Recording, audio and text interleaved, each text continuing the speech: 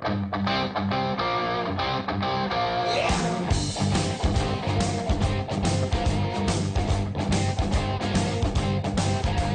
up, I've been down, take my word, my way around.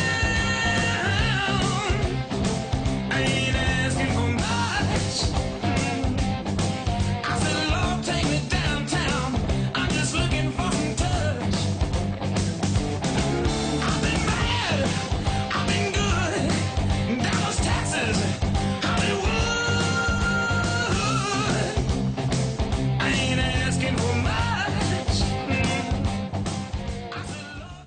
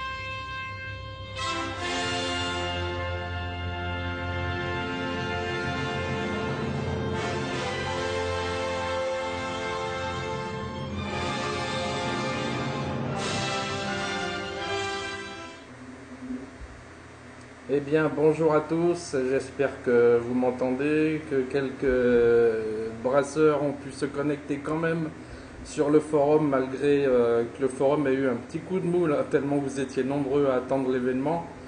Et bien l'événement, le voilà, l'événement c'est que ce soir avec nous pour fêter les 8 ans du forum, nous avons Brad Smith en direct pour une interview spéciale. Il nous a fait la très grande gentillesse de nous rejoindre et de partager ce bon moment. Hi Brad, how are you?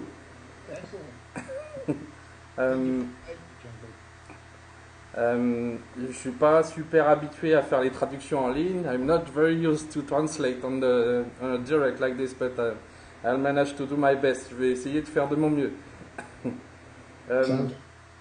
Nous avons préparé quelques questions et donc ce que je vous propose c'est de défiler quelques questions avec Brad, d'avoir un petit échange et je vais traduire au fur et à mesure.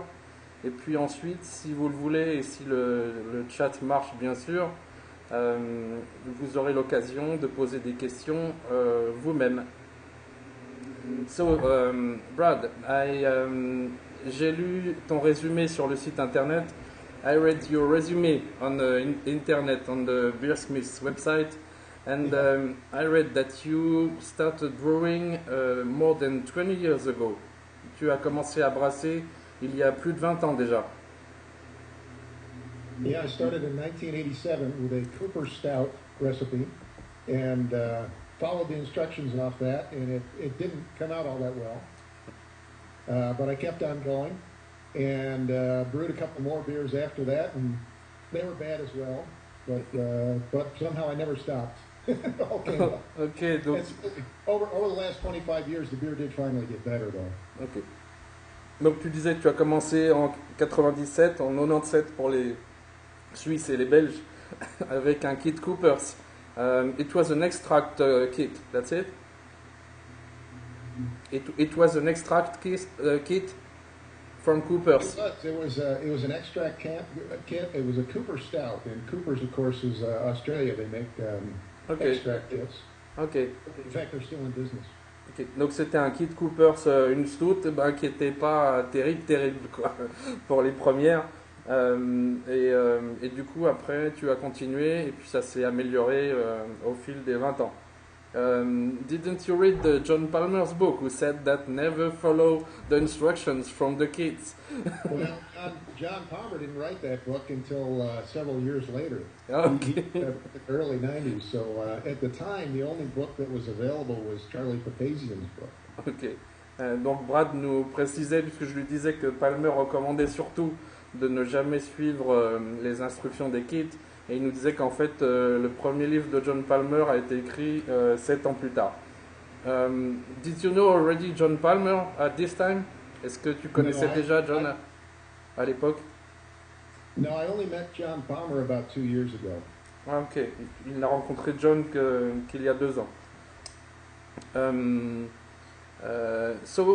After the Kids, après les kits, est-ce que tu es passé au tout grain assez rapidement ou est-ce que tu as continué avec les extraits? Did you go on with the extract kits or went to all grains very quickly?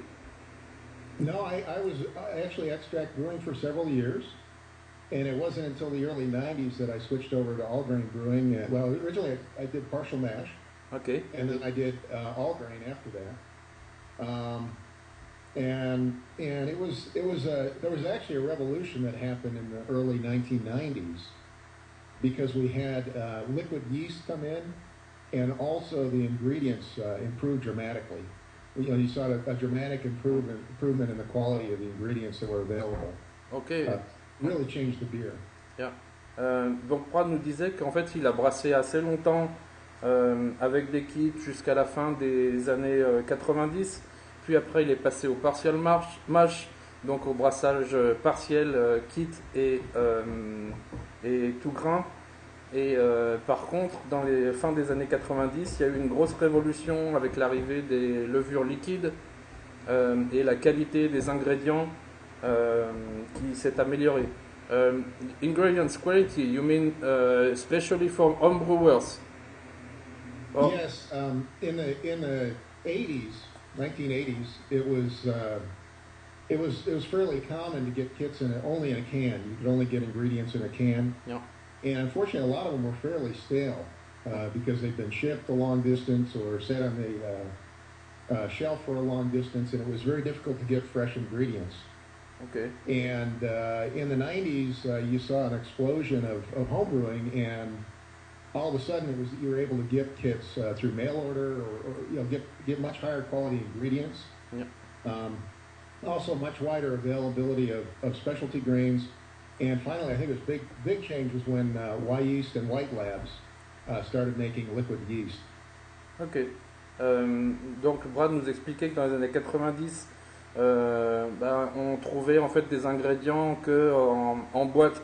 Et du coup, évidemment, parce qu'il fallait les envoyer très très loin et assez rapidement, du coup c'était beaucoup plus difficile que d'envoyer du grain, que d'envoyer des levures liquides qui sont arrivées avec Wyeast et White Labs que dans la fin des années 90. C'était aussi beaucoup plus dur de trouver des grains spéciaux, special grades. Et du coup, c'est surtout ça qui a aidé au développement du brassage amateur. Est-ce que tu penses que ça a aussi eu une influence sur les brasseries artisanales ou est-ce qu'on doit complètement séparer les deux? Do you think, Brad, that what you explained about the late 90s evolution or revolution had an impact not only on homebrewers but also on craft brewers? I think it did. We saw, at least here in the States, we saw an explosion of craft breweries in the late 90s in particular. And it followed closely on the heels of an explosion. There was a big bubble in homebrewing as well. And that lasted until about 2000 when, of course, we had the stock market crash and so on. Yeah. But there was strong growth during that time. And the other thing that was happening, I think, is that you saw a strong explosion of information brought on by the internet. Yeah. Many of the early news groups made it possible for people to exchange information and experiment and learn. So a lot of the fundamental equations and information that we use today really came about in that late 90s period. Ah. Donc Brad nous expliquait qu'il y a eu une grosse explosion entre les années 90-2000, non seulement des brasseries artisanales, mais aussi du brassage amateur. et aussi avec l'arrivée de l'Internet et du coup d'informations beaucoup plus partagées, beaucoup plus faciles d'accès, etc. So you do think that Internet was a boost, in fact, to homebrewing for sharing experience, sharing tips, sharing. No question about it. In fact, it's kind of funny. A lot of the icons today, like talk about people like John Palmer, Denny Kahn, Gordon Strong. A lot of them, if you go back, are actually engineers. Okay. And the engineers were the ones that had access to that internet in the mid '90s, if you will. Okay. So a lot of the brewing science we have today was driven by engineers who had access to the internet. Yeah. Donc Brad nous disait que le brassage amateur aussi s'est développé au départ par des ingénieurs, puisque c'était évidemment les premiers à avoir accès au réseau, à avoir accès à Internet et donc à pouvoir s'échanger des informations. Et du coup, c'est encore le cas aujourd'hui. Il y a beaucoup d'ingénieurs qui aident à développer le brassage amateur. C'est une chose qu'on a vue aussi en France. On voit aussi beaucoup de brasseurs amateurs qui, dans leur métier, ont des connaissances scientifiques, ou fait de la biologie, ou de la physique. We saw this also in Europe and the French-speaking community of homebrewers. People having a very technical background, in fact, as engineer, as you said, in biology, in physics, and so on. It's very amazing that you notice the same thing. Yeah, I think Randy Mosher was the one that pointed this out to me, that you don't have quite the same thing going on in wine, for example. Ah, okay. A lot of science around beer was developed there in the 90s by a lot of homebrewers, but in wine, at least here in the States, it's a little bit more artistic, if you will. Yeah. Does that make sense? Artistic? No, I mean we tend to approach beer making from a technical point of view, whereas some other hobbies, some other similar hobbies, they approach it perhaps more from artistic or point of view. This is maybe the reason of this endless passion. Brad nous expliquait qu'il y a aussi une approche qui est beaucoup plus scientifique dans le brassage amateur, peut-être plus que dans la fabrication du vin. Et du coup, c'est cette approche scientifique qui fait que peut-être des ingénieurs sont plus intéressés. Et du coup, je lui disais qu'effectivement, il y avait aussi pas mal de brasseurs amateurs avec un background très technique. J'ai vu sur ton CV, Brad, que tu as fait aussi beaucoup de choses pour le brassage amateur. I saw, Brad, on your resume on your website that you've done many things for the homebrewing. Not only developing a software, pas seulement développer un logiciel, but also developing standards, en développant aussi un standard comme le BXML, en développant un wiki, you developed a brew wiki, you developed a news website, you are producing now, tu as développé donc un wiki dédié au brassage amateur, un site de news dédié au brassage amateur, un standard de BXML pour échanger les recettes entre brasseurs amateurs, et puis you wrote a book also on homebrewing, and you're producing podcasts as audio and video. You're doing so many things for us also. I tried. I maybe know the answer, but I guess it must be a passion for you, in fact. It's something I've enjoyed doing for many years, and some of the projects I've worked on have been attempts to get a better source of information out there, if you will. Yeah. And I've tried several things. I tried. I think it was in 2005. I created the BrewWiki site. Yeah. And then in 2008, I created the news site, and surprisingly, the one that's actually taken off is the blog, where I started publishing articles every week. And I wrote an article. I started that in 2008, Yeah. And I started writing an article every week, and we were discussing this before the show, but you know, I've had last year I had over 1 million people visit my combined websites, and most of those people came to the Beersmith site and the blog. So that's really where I've seen a tremendous amount of growth. Ok. Brad nous expliquait que, ben oui, il a créé beaucoup de sites parce que c'est une passion surtout pour lui. Il a développé donc un wiki, il a développé un site de blog et des podcasts. Le wiki, il l'a développé en 2005, et puis son blog en 2008. Et il était assez étonné de voir que son blog avait autant de succès. Publishing a wiki and a blog is very different, in fact, very opposite. Developing a blog is very personal. You are communicating to people. Faire un blog, c'est un peu soi-même publier des choses pour les autres. The wiki is the opposite. In fact, you are requesting others to publish some things and collaborate. Alors qu'un wiki, c'est demander aux gens de collaborer pour publier des choses et ensemble écrire des articles. So, what is the success of the wiki? We talked, on a déjà parlé beaucoup de collaboration tous les deux. We talked together before tonight, a lot of collaboration between others and contribution. The wiki is based on this. Yeah, I built the wiki, like I said, back in 2005. I put a fair amount of information on it, and then I left it open for other people to contribute to. And you know, it's slowly grown. It's taken a long time, but it has grown. And I don't have the exact traffic numbers, but you know, many thousands of people visit it every month. Yeah. But I thought it was a great idea. This was back when Wikipedia was taking off.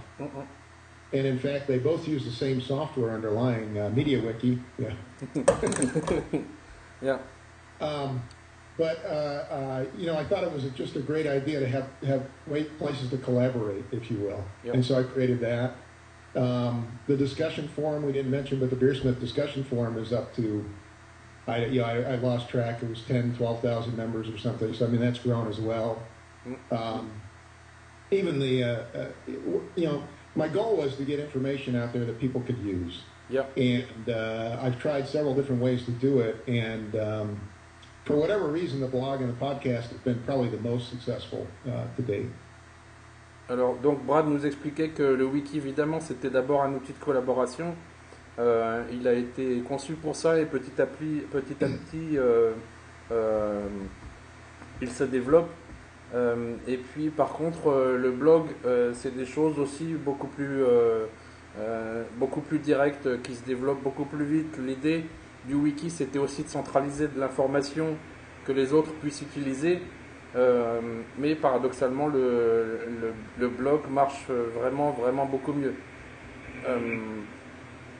Et le forum, lui, était surtout là pour regrouper en fait les observations des gens sur les logiciels et échanger des choses.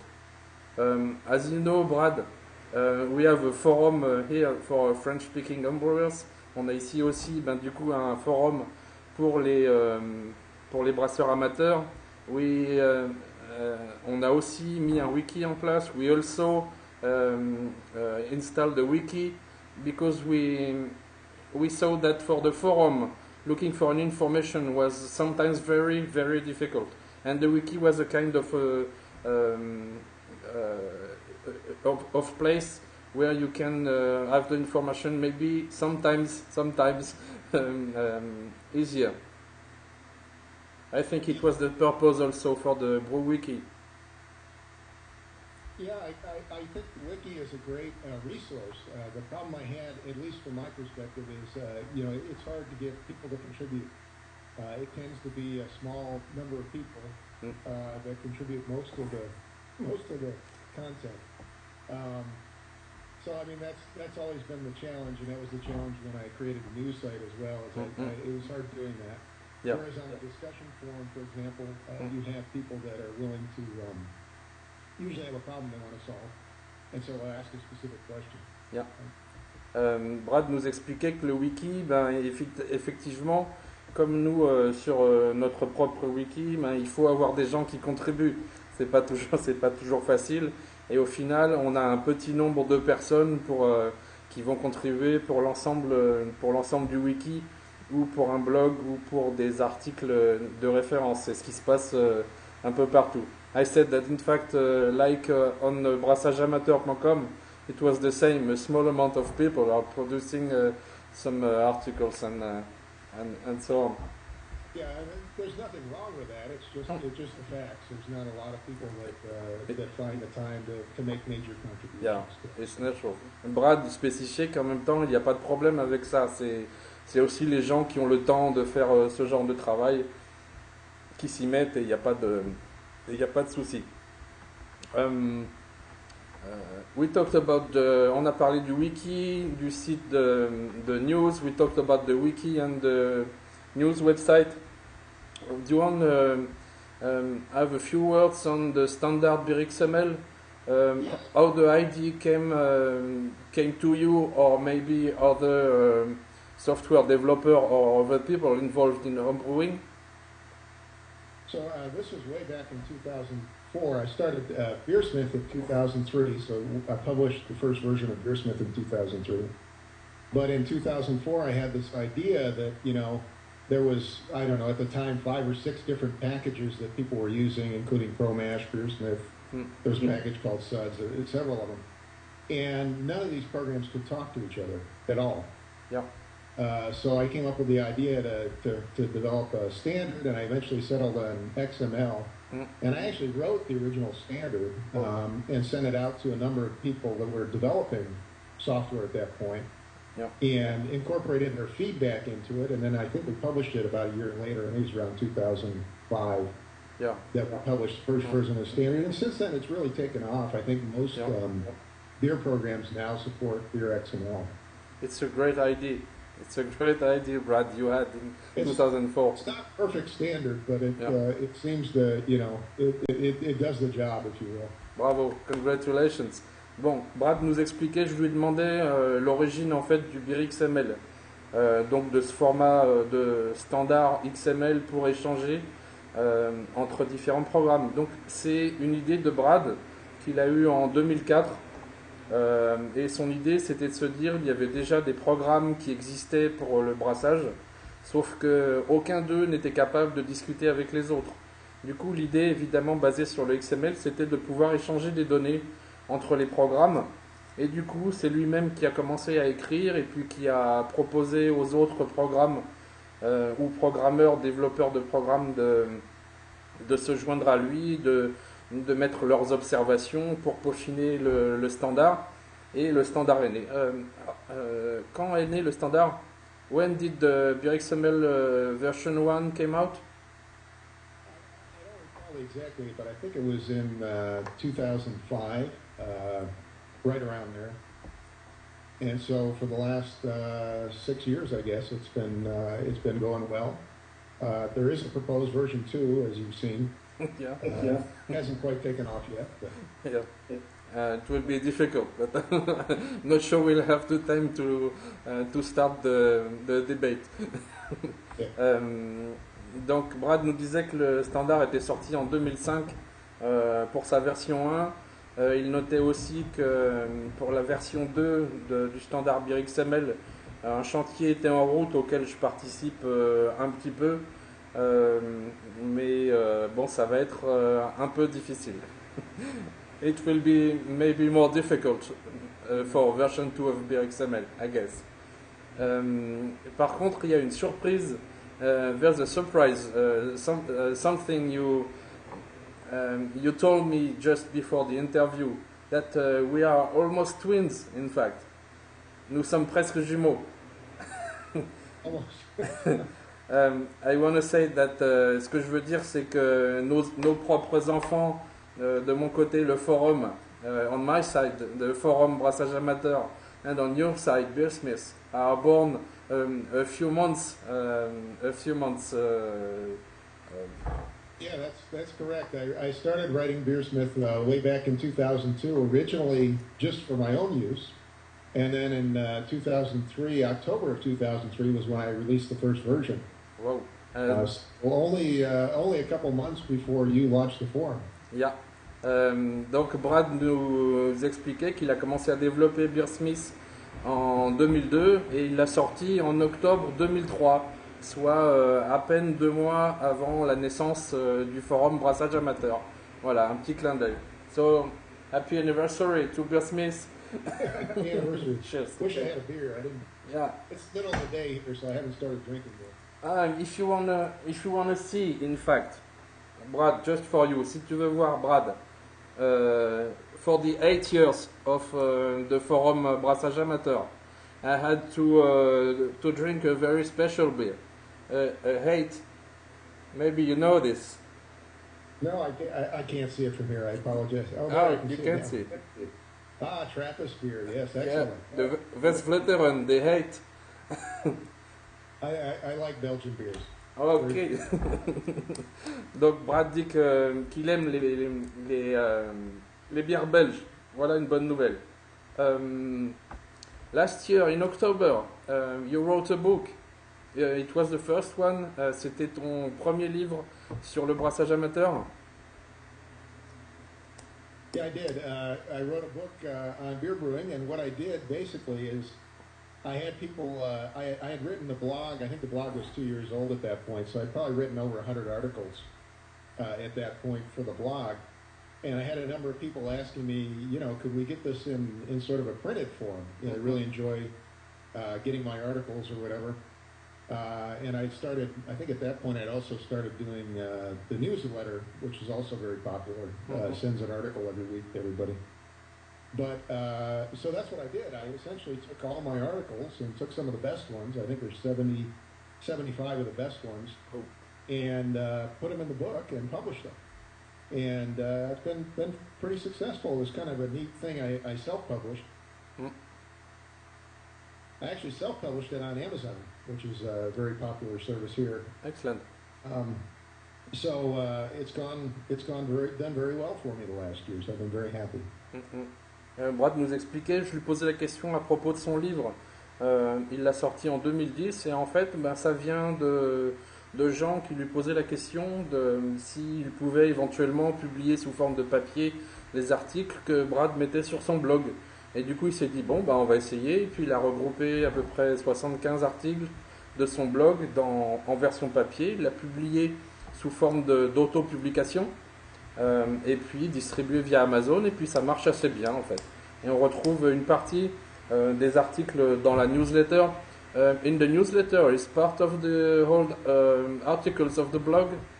Or there are new ones for a version 2 of the book? Well, I started the newsletter, I think it was in 2010, and if you sign up for the newsletter, you'll get an article a week in English. Most of them are articles that have come off the blog, although I occasionally send out other news, if I've got something new, like I think you got my email today that we had a new release of Beersmith and number of recipe packs and so on, But I mean, that's the main purpose. And believe it or not, the newsletter's up over near 12,000 people now. Ok. Donc Brad continue à écrire des newsletters comme maintenant.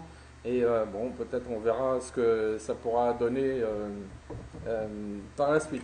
We've been 40 minutes together, Brad, and j'ai l'impression... It seems to me that it's only 5 minutes. Yeah. No, it's been wonderful. Thank you.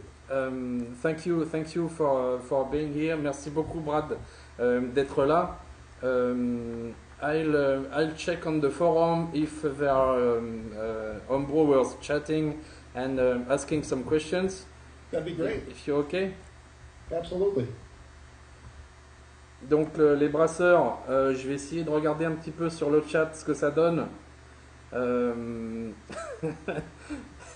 A friend of mine is asking, hey Jean-Luc, when are you translating Brad's book? Okay. I'll send you a file to translate. It's a huge job. Amazon over there, I guess, right? Yeah. Est-ce que des gens donc ont des questions pour Brad? Alors, on va regarder. all people are saying that you have, as I said, a very understandable accent. Yeah, unfortunately, my French is not as good as my English, but Son français n'est pas aussi bon que son anglais. I'm from upstate New York, so I have a pretty neutral accent, I guess. A Belgian friend of mine is asking when will be the bug of the BXML fixed. I said as soon as possible. As soon as possible. You sent me a couple more notes, I think yesterday, that I'll take a look at. I think we're getting close on the BRXML. Just a few more changes to make.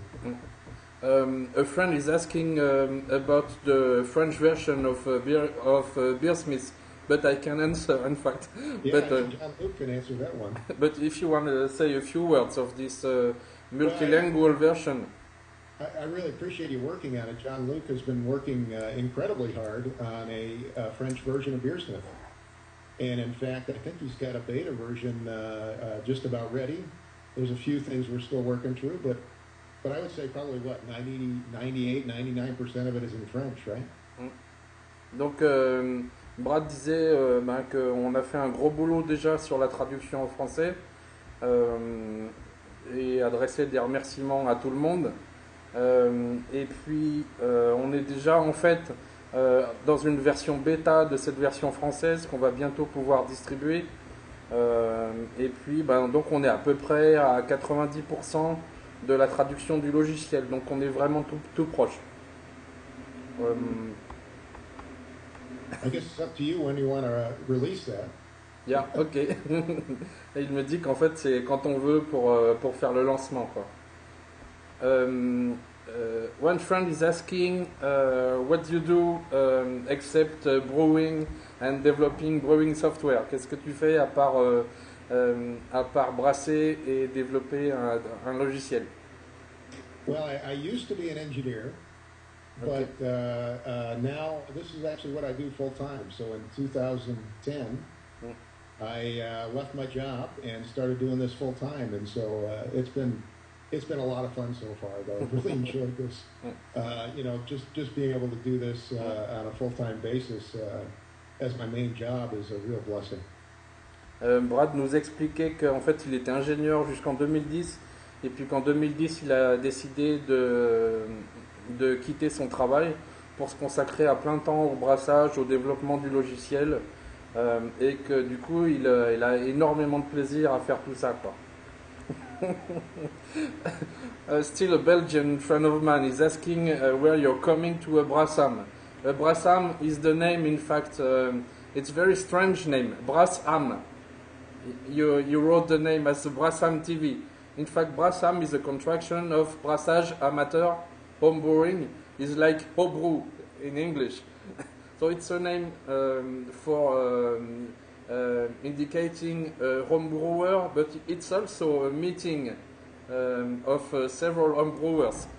So a friend is asking when you are coming to France to join us. I would love to come out and join you. I'm just trying to figure out some way to pay the airline ticket, but we'll work something out. Okay. No, I would enjoy going out there. I love going to, we have the American Homebrewer Conference here every year. I really enjoy that. That's about 2,000 people. So, I mean, I love going to events. In fact, I got invited to go to Australia here soon. I'm hoping to go maybe next year to Australia for their home conference. Brad serait très content, il faut juste qu'il réunisse un peu de monnaie pour payer l'avion, mais sinon, ce serait avec grand plaisir qu'il nous rejoindrait à un Brassam. Il adore rencontrer les gens, il va être d'ailleurs invité l'année prochaine en Australie. Ça serait vraiment avec grand plaisir. So the same friend of mine is asking people to pay the license, just to help you buy the ticket. Oh, that'd be great. Plus, my wife would love to go to France, so that wouldn't be a big stretch there. Cool. One friend asked a question on the forum. Un ami a posé une question sur le forum, on our forum and even on Homebrew Talk. Homebrew Talk, which is an American forum, I guess, about the Belgian style. In fact, he was just asking a simple and strange question. What is for you the Belgian style? Oh, well, I meant, you held up a Trappist ale. Yeah. Is what and I do enjoy Trappist ales, but I actually, I think Belgium is sort of the Disneyland of beers. They have, what, thousands of styles, right? Mm-mm. So I was lucky enough to go to Belgium many years ago and really enjoyed sampling the many styles that they have there. Bah justement, pour une réponse pour Léon en fait sur la question du style belge, donc que j'ai posé à Brad, il nous dit mais en fait la Belgique c'est un vrai Disneyland pour un Disneyland des styles. Il y en a vraiment des centaines et des centaines quoi. Mais du coup il adore les bières belges et il est déjà allé en Belgique et il adore y retourner. And I'm sure that there's a lot of French speaking brewers in Belgium who would be very pleased to welcome you next time you come. Yeah, thank you. We're hoping to go to Europe sometime in the next year or two. My wife wants to take a vacation, so maybe we can schedule it together. Wow, okay. When Belgian people are very strange. One is asking why there's Mickey Mouse just behind you. Why do I have Mickey Mouse? Well, this is a. Let me cut this so you can see the Mickey Mouse there. The reason I have Mickey Mouse behind me, this is kind of an old story, but back when I was working probably, I don't know, 8 or 10 years ago, and I was thinking it'd be great to run my own business someday, you know. And we were at the Disney store and saw this Mickey Mouse phone. I said when I get my own business set up, I'm gonna get one of those Mickey Mouse phones and put it in my office. And so when I quit my job last summer, my wife bought me that phone that's sitting behind me, and sort of my retirement gift or my going in my own gift, I guess. Entrepreneur gift. Donc Brad nous expliquait que pendant qu'il travaillait, en fait, il voyait souvent en fait, c'est un téléphone. Il me l'a montré tout à l'heure. C'est un vrai téléphone. Et donc il se disait, le jour où je me mets à mon compte, je vais m'acheter ce téléphone. Je vais m'acheter ce téléphone en forme de Mickey. Et du coup, ça a été son cadeau. Il disait de retraite, but you're too young to be retired. He dances when the phone rings too. Ah, ok. Et Mickey répond quand il décroche le téléphone. So I can get it to go. Je vais essayer de vérifier les questions. Ok. He's dancing in the background there. Wow. There you go. Le Mickey est en train de danser quand. So it's kind of. That's a very interesting question. For you, what will be the evolution of the softwares, of the brewing softwares? If I get this thing to stop ringing. Get the background noise out there. What I've started working on next, actually, is a cloud-based service with the idea that you'd be able to share recipes across several different machines using the internet, basically going out to an internet server. And so that's my initial next step, and then the next thing that everybody wants is mobile versions. So they want something they can run on their iPad or something they can run on their phone, Android phone or iPhone. So I've started as well learning how to program for Android and iPhone versions so that I can start working on that, with the idea that this would all be tied together so that you could share a recipe from your desktop version and maybe access it from your iPad, for example. Donc Brad nous disait, il y a deux choses principales. Il y a la version cloud en fait qui est, j'en avais un peu parlé sur le forum. L'idée c'est que depuis le programme de Beersmith, on puisse partager ou stocker des recettes en fait en ligne sur un serveur. Recettes, donc on pourra y accéder en fait depuis plusieurs machines.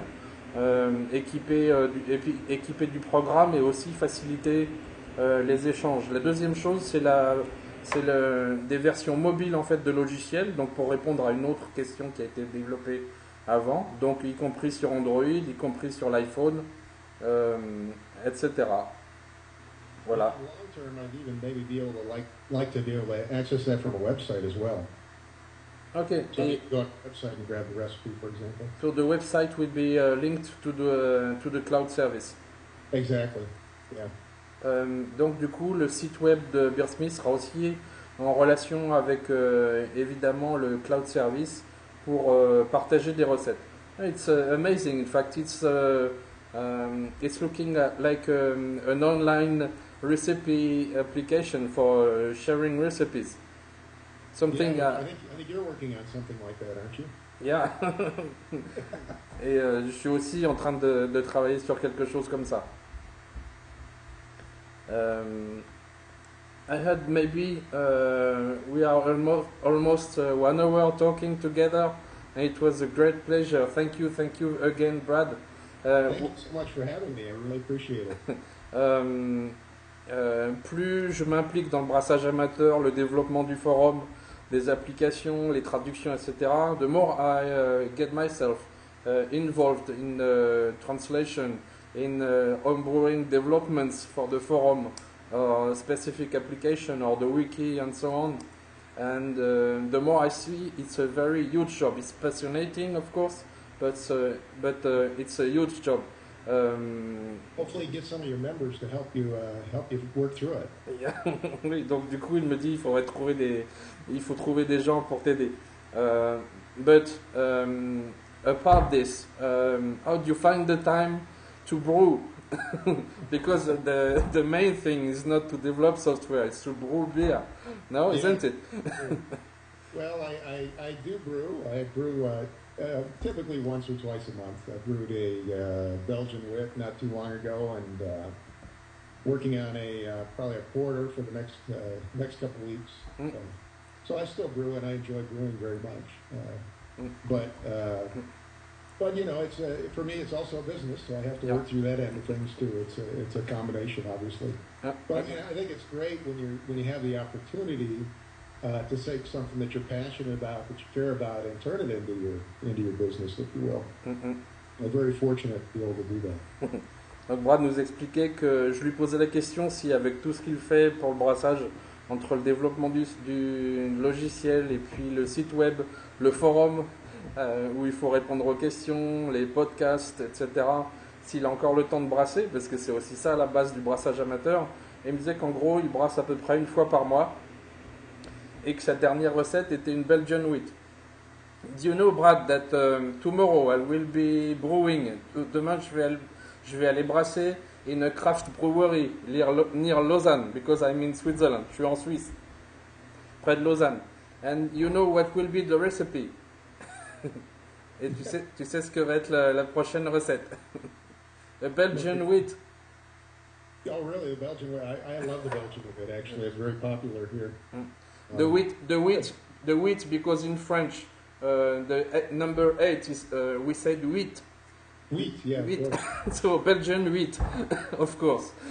Well, congratulations. That's wonderful. Yeah, I've been very happy. A lot of professionals using the software now too, which has been great. Very satisfying for me. A lot of microbreweries are using it now. Yeah. So, Brad, merci. I'll check if there's a few questions. One from a friend in France. What's your favorite recipe?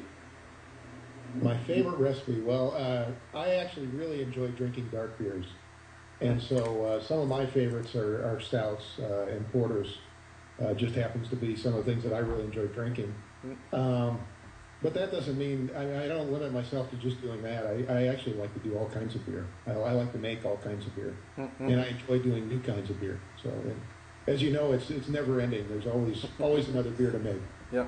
Je demandais à Brad donc la question de Brasserie Fernand, quelle était sa recette préférée. Il nous disait qu'il préférait habituellement les bières sombres, donc les stouts et les porters par exemple, mais qu'au final il aimait aussi énormément de choses très variées.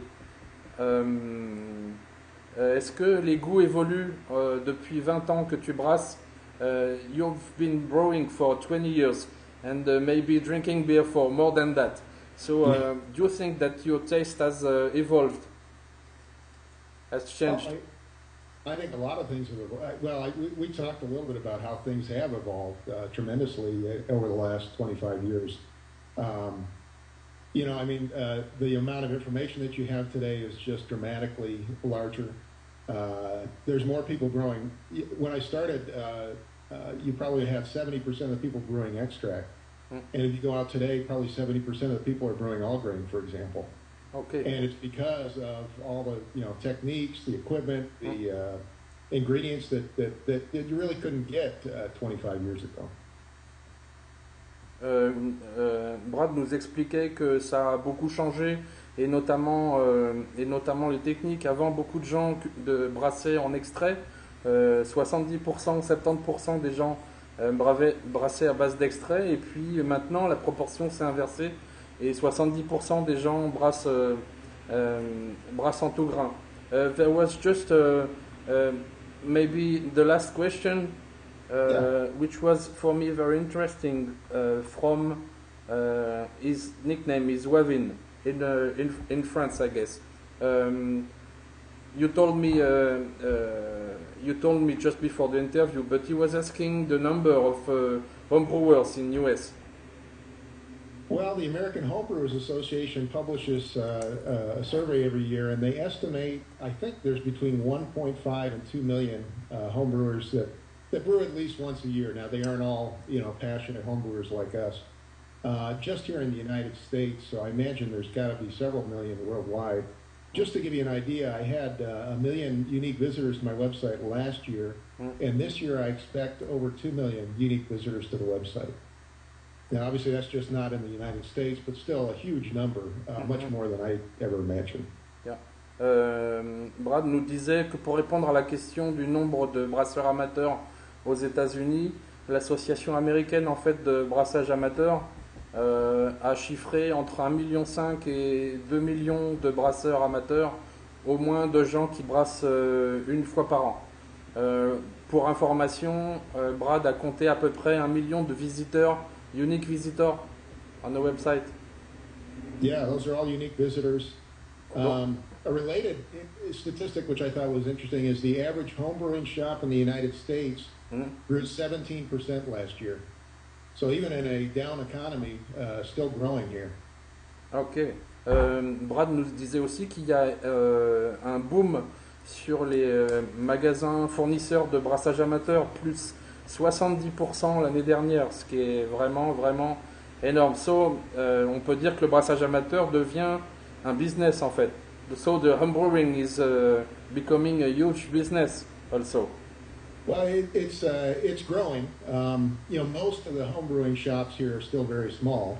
A lot of the local shops are really quite small, but particularly the online businesses are doing very well. And you probably know there's about 7 of them. You could probably name several of them off the top of your head.